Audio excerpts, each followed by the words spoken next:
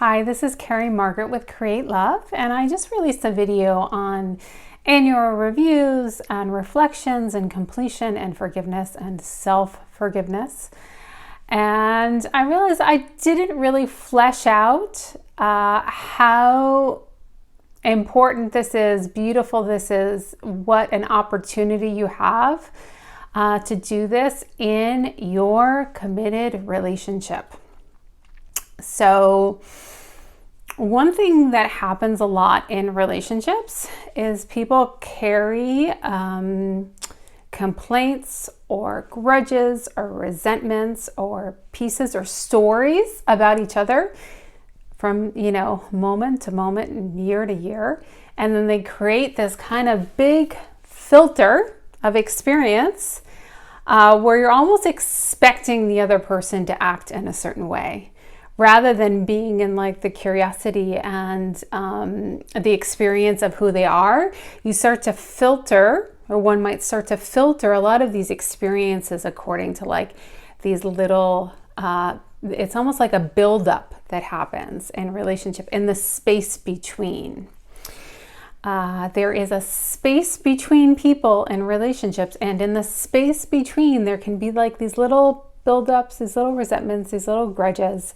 And as those build up over time, you get into the dangerous area of conceivably like falling into things like the Gottmans talk about the Four Horsemen, and various different things. It's the Four Horsemen are essentially, it's like these kind of some of negative patterns that people can get into in their relationship that kind of show that the relationship is going towards its demise. And the thing is that you can actually be in a relationship for a long period of time and have a lot of these things, and it just creates more frustration and misery instead of creating an upward spiral in relationships. And so the end of the year is a perfect time to reflect back on the year and to release and to let go and to forgive your partner and to forgive yourself. Now, there are a lot of things that people can experience in long-term committed relationships, and I can't cover everything in this quick few minute video. If there is major patterns of infidelity or major patterns of addiction issues or major patterns of betrayals or major patterns of money issues, a lot of these pieces, they're actually like signs of something that are much bigger to be addressed between each person, right? To be addressed by each person and then within the relationship. When there are major things like this going on, it can be an indicator that there's some level of codependency, especially if it's really one person is the person that is always in these behaviors and the other person is kind of the person that is trying to fix or save or support or, and there's kind of this one-way directional sort of relationship. And codependency sort of brings its own challenges. So there is sort of this whole segment of relationships and where sometimes there are huge chronic issues that really need greater levels of support. I am a big believer for like a first step into something for support. I'm a big believer in 12-step programs because they like have peer support and they call in a higher power. And there's a lot of structure around them, and they, things like Alcoholics Anonymous and Al-Anon, there are many different types of 12-step programs. These are 12-step programs for codependence. So that is one way to sort of step into that world without having to make big changes and getting more support and more structured support. So in those areas where there's like sort of these major areas, and if you're truthful with yourself about what's going on in your long-term relationship, because sometimes we pretend not to know what we know, and we pretend not to see what we're seeing. And if we're truthful with ourselves with those types of things, that is really a good place to go to for support. And even with those as well, with the major challenging areas, forgiveness is a huge part in moving forward and creating something new. And for a lot of other relationships that might have sort of the ins and outs of like miscommunications and the grittiness and all of this sort of stuff that can happen, or people can get into patterns in moments of, some couples deal with infidelity, like an infidelity, and that they have to like move beyond and get support for each of them to move beyond. That's different than overall trending infidelity, that like if they're somebody makes a mistake, that's a different issue than like sort of this chronic behavior pattern, right? So, in that as well, it is really helpful to have support in terms of going through that. And also forgiveness is huge. And in a lot of the other like ins and outs, little things, misunderstandings, all these things that can happen in partnership, forgiveness is just it's a beautiful opportunity to move beyond and clean the slate. One of my favorite forgiveness tools is Hoponopono.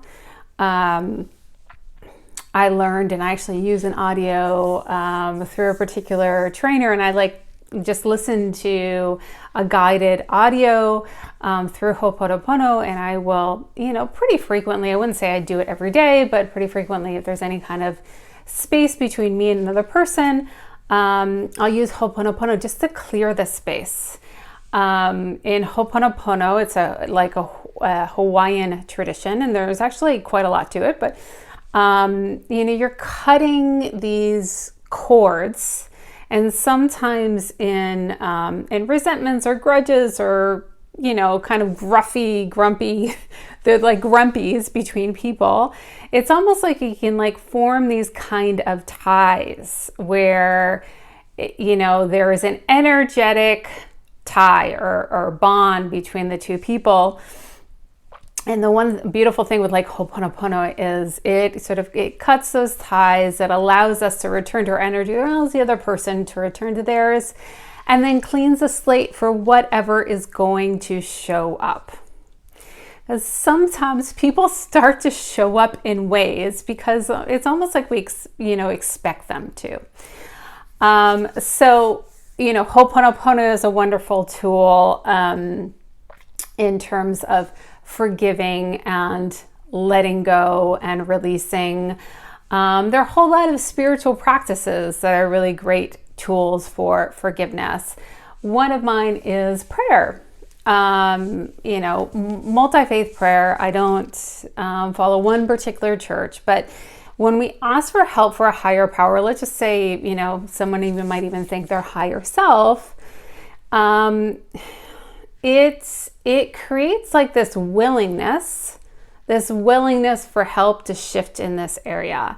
And I think one of the most amazing things about prayer practice in general is its ability to create, willingness within us. And when we have willingness, when we're willing to receive forgiveness, if we're willing to let go of the past, it sort of softens things within us and allows these serendipities and synchronicities. I don't know if serendipity was the word, but synchronicities to happen where it might even be in the form of different messages or different things that just resonate to our mind in the right way that allow us to forgive and to move on. the really huge one, my biggest one, probably for this whole year was, can I forgive myself? Can I forgive myself? And that is such a huge one. Can I forgive myself? Can we forgive ourselves? Because the more that we get into the dynamics of like relationships and growth and exploration and why certain dynamics happen, it becomes very clear that we are always the constant denominator in all of our relationships. There is a level of creation of what we create in every single relationship that we've had, romantic relationship, and all other relationships. And that common denominator is us. And sometimes these behaviors that we experience have to do with our own uncomfortability about setting boundaries, our own difficulty in finding our voice. For me, I know that one of the big things was codependent behaviors. Codependency is kind of like a chunky word, and it's well, what does that even really mean, right? What does codependency really even mean? And I think that it's such a chunky word because people use it for everything, and the way that you could define codependency might make you think that it's just basically we live in a culture where everybody's codependent. Because really, in its root, codependency is seeking the other for something to fill us, like validation is a common thing, on social media when people seek, validation or dopamine from likes, or it could be seeking validation through achievement or seeking validation through relationships. And all of that I find a little bit problematic because in a lot of modern cultures, it's pretty rare somebody who's completely sovereign in themselves without any need for validation whatsoever. And there is a level of interdependence in relationships and positive peer groups and people that build us up and all of that. The thing that I found in the definition of codependency that was really helpful for me was this idea of am I putting somebody else's needs above mine? Am I putting somebody else's path above mine? Am I putting somebody else's values above mine? And those patterns, I could do a separate video on codependency, but in terms of those types of patterns and codependency, it is, we get to experience how we have created certain dynamics with other people, based on basically making some of their things, their needs, their wants, their values, all of those things more important than our own. And that is really, can be a great opportunity for us to learn about what our needs are, what our wants are, what our values are, how to hold, our own boundaries. And, relationships thrive with healthy boundaries.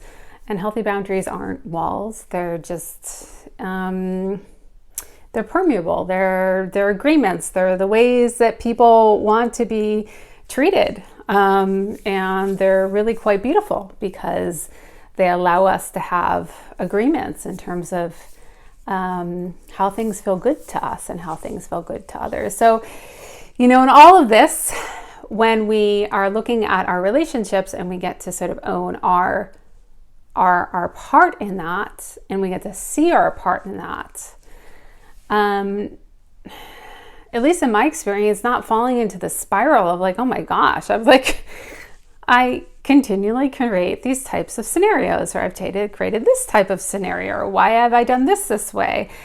And that just builds another level of like shame and make wrong, and kind of the opposite of what you might find in like the growth mindset, in this space of where I'm growth oriented and I get to grow through life and make mistakes and be messy and be human.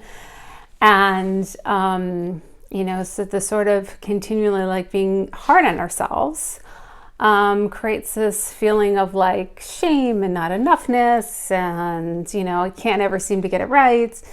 And so one of the biggest things that I learned in this year was, wow, could I just forgive myself?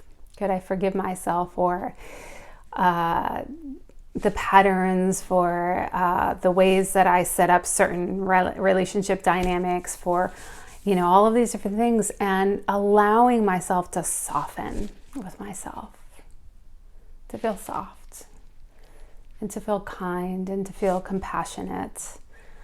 And the more that I soften and I feel kind and compassionate of myself, actually the easier it is to let go and forgive others as well. So it's super important to forgive yourself too, to forgive whatever your side of the dynamic is, and to treat yourself and treat the other with a lot of compassion. And there are more ways that I could probably do a course on it, more ways that I could possibly share than in this short video. It's self-forgiveness at the end of the year, just realizing that you did the best you could. And if you didn't do the best you could, maybe that's telling you something too. Maybe that's telling you that's an area that you want to grow in, that you want to do differently, and you can accept the messiness of it all. I think those messages are important as well. I personally feel like in the area of relationships in general, I created a YouTube channel about them. They tend to be areas that I have a lot of willingness and a lot of energy and a lot of goodwill, like in the relationships with my children, in the relationships with my extended family, and my relationships and my romantic relationships and my friendships. I really have had a lot of willingness, and really deserve that deep level of forgiveness for different dynamics that I had, that I've been part of setting up. So that is my wish for you as well, that you go into the year and forgive the other person, allow them to be messy and human, forgive yourself. Allow yourself to see if there's a serious thing that you need like a greater level of support with. Anyway, whether you're going through something big or you're going through just letting go of the challenges that happen, and when you're, dealing with the stresses of life in relationship, and then, one thing or another goes wrong or causes resentment or like grudges or any of these things, we're meant to learn in these spaces. And one of the ways to really learn is to look at things with curiosity, to look at things with willingness, and to be willing to let go and completely release the past and allow ourselves to experience the version of ourselves and the other person in front of us with fresh eyes. So wishing you lots of relationship completion. I call it, at the end of the year completion, like going through and doing a forgiveness exercise, like letting it go, cleaning the slates, is tremendously liberating and wonderful for reconnecting. One beautiful thing with Hoponopono that you can do with a romantic relationship, a very close relationship, is after you do Hoponopono that, cuts the cords with the person, you can actually just send them love with your heart and sort of reconnect with them in a way that is fresh and new. So just wanted to share that with you. It's a beautiful way to start the new year. And it doesn't have to be once a year, actually, preferably forgiveness practices, letting go is something that you can bring in moment to moment. You can bring in a willingness and a curiosity to let go of maybe a preconceived notion that you had of why something happened, and let yourself lean into it with curiosity, let yourself lean into it with exploration. That is another thing I would invite you to as well, to bring it into moment to moment. But definitely at the end of the year, there's so much beautiful completion energy, so much space for forgiveness, and so much space for new beginnings. Wishing you a wonderful start to 2024.